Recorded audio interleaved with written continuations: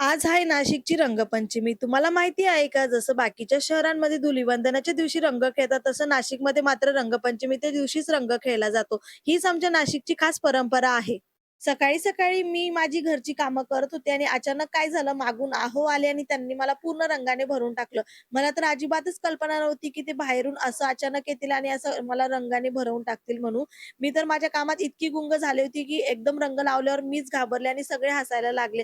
त्यानंतर त्यांनी खुशीला रंग लावला आणि त्याचाच फायदा उचलून मी पण काय केलं, मागून गेले आणि लवकर त्यांना पूर्ण रंगाने भरून टाकलेलं. त्यानंतर आई अंघोळीला चालल्या होत्या, तर आहोंनी त्यांना सुद्धा रंग लावला. आमचे पप्पा म्हणजे माझे सासरे नेमके अंघोळ करूनच बाहेर आले होते. तरीसुद्धा आहोंनी त्यांना सुद्धा रंग लावलेला आणि मग काय त्यानंतर आमची खरी रंग खेळायला सुरुवात झाली.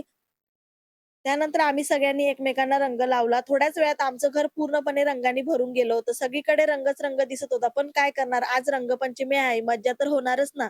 माझ्या नणंदबाई या खाली फर्स्ट फ्लोअरलाच राहतात. मग आम्ही ठरवलं चला आता तिथे जाऊ आणि सगळ्यांना मस्त रंगाने भरूयात म्हणून. मग काय सगळे अचानक त्यांच्या दारात पोहोचलो. दरवाजा उघडताच आम्ही त्यांना मस्त असं रंगाने भरवून टाकलं आणि रंग पण असा होता ना, सगळे एकदम मस्त गुलाबी-गुलाबी दिसत होते.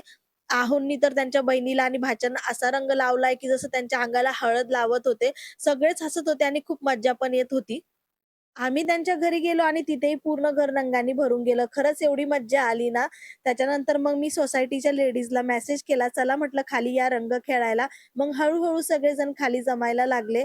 खाली तर लहान मुलांची धमालच सुरू झाली होती. माझी खुशी पण यावेळी खूप जास्त एन्जॉय करत होती. तिच्या पप्पांनी तिच्यासाठी मस्त अशी पिचकारी आणलेली होती. ती तिच्या छोट्या-छोट्या फ्रेंड्ससोबत आणि मस्त अशी रंग खेळत होती. हे बघून मला सुद्धा खूप छान वाटलं. त्यानंतर सगळेजण खाली जमलो. पण त्यावेळेस मी काय केलं, मोबाईल थोडा साइडलाच ठेवून दिला. कारण मला माहिती होतं आता कोणीतरी पाणी टाकणार, रंग टाकणार, धिंगाणा होणार. म्हणून म्हटलं मोबाईल आधीच सुरक्षितपणे ठेवलेला बरा. म्हणून मधले जे काही मजेदार सीन झाले ना, ते मोबाईलमध्ये कॅप्चर झालेले नाहीये.